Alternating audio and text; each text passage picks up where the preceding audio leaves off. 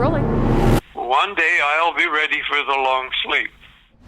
Okay, honorable mention here. I know I'm going to come back to my grandparents, but this voice note is one of my favorites. It's my papa, Bill, and he's talking about how he views death, and I just think it's such a beautiful segue into the last 3 songs on the album that again kind of bring us back to a bit more of a reflective, ethereal place. He crushed it. Could have been a poet, obviously.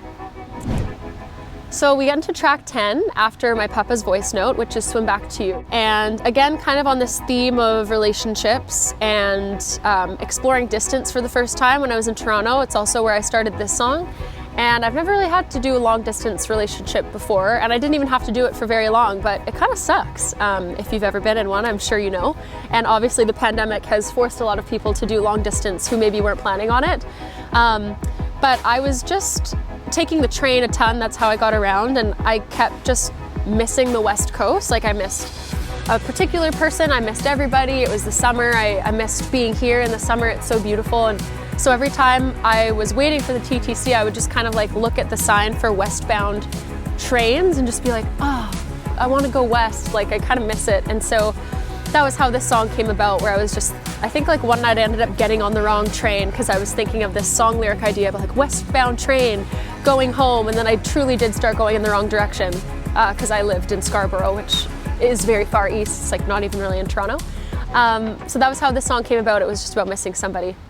Track 11, Long Love. Long Love just feels like a nice little breath of fresh air to me. It's kind of, I think, more reminiscent of my earlier writing. Back when I was in university, I was just like playing open mics, and it was very, you know, kind of like acoustic, folky, Jack Johnson-y, just sort of me singing whatever came to mind on a guitar.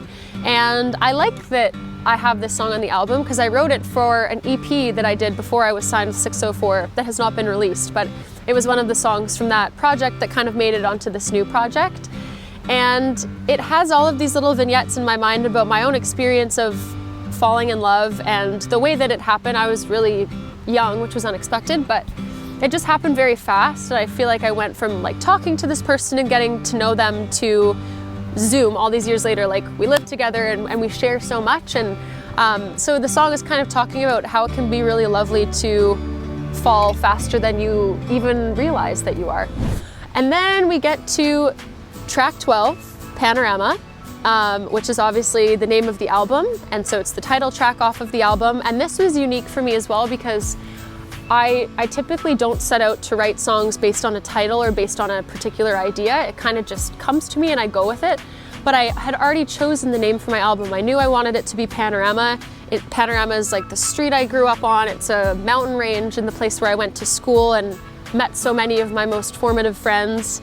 And it also is this concept of what I'm trying to get at in this album. You know, when you take a panorama picture of some really incredible view, it never does it justice. It never turns out the way that you want it to if it's on your phone, and often it actually looks quite like janky and laggy because the picture can't even capture everything that's happening. And that's kind of how I view this project. It's like me trying to catch people up on 24 years of my life and all these experiences, and it will always be incomplete, and there's just always moments that you will have once and never again. So I needed to like put that into a song. I was a little bit daunted to try and write a song that felt already so specific, like it had a message to convey. But I just like woke up one morning and kind of wrote it.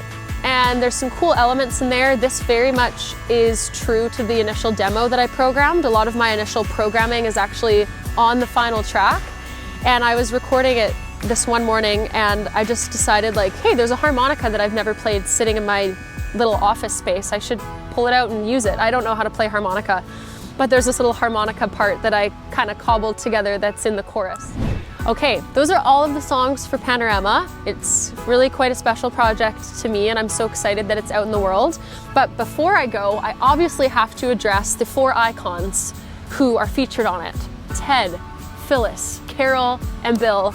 These are my grandparents. They are legends. They have been so supportive of me throughout my entire life and, you know, just like driving me to musical theater, coming to all of my shows, calling me when I wasn't doing music and being like, why aren't you doing music? You know, they just know me better than I know myself because they've known me for longer than I've even been alive.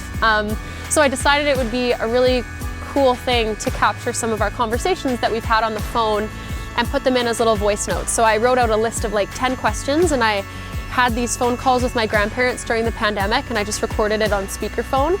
And so the really special thing is not only do I have these little snips on the album, but I have 45-minute interviews with both sets of my grandparents who are answering all of these big life questions that I wanted to ask them. So even if you are not making an album, I suggest that if you've got grandparents in your life or, you know, elders, older people that you really love and respect, just make the time to do that kind of historical archiving within your family or your community. It's something that I'm going to keep for the rest of my life.